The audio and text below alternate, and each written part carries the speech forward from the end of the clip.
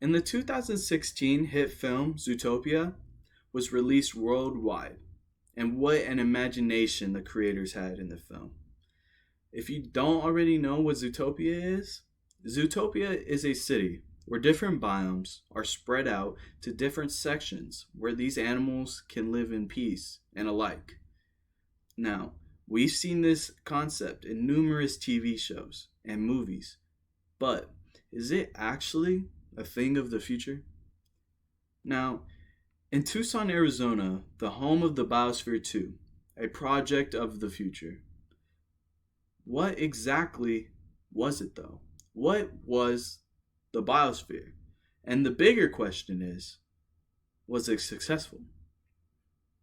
Now, from having first-hand experience and continuing my research on this non-profit experiment, my whole mindset changed. And the evidence is there that things went completely south. Today, I will be giving you in detail what our massive states experiment was and why it was believed to be so unsuccessful. To begin with the question on what is a biosphere, well, from the Biosphere's website, they tell us that their goal is to create a natural, man-made, and controlled environment. As they work alongside of the University of Arizona, they seem to be doing amazing features, having 7 different types of environments built and readied up. The first being housing 90 species of rainforest plants in a mature rainforest. They have a 2,600 meter cubed ocean, forested swamps dominated by mangrove trees, a tropical savanna grassland, a 1,400 meter squared fog desert, and 3 desert hill slope grass. Now, this is all a lot, but all the things sound extravagant as well. As a real leap into the future, it's kind of almost like flying cars. But now that we know what the biosphere really is, it isn't as easy as it makes it seem. There's so many problems that have come into the situation on why it was so unsuccessful. Secondly, when the Biosphere 2 was more into its development, we see from the biology.edu website the reasons it wasn't able to maintain on itself and how it collapsed.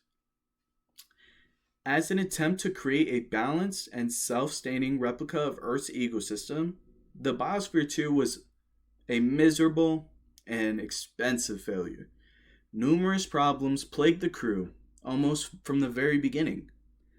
Of these, mysterious loss of oxygen happened, and a widespread of extinction were almost noticeable. And one of its main issues was the lack of oxygen. A vast majority of the biosphere was built out of concrete, which contains hydroxide, calcium hydroxide.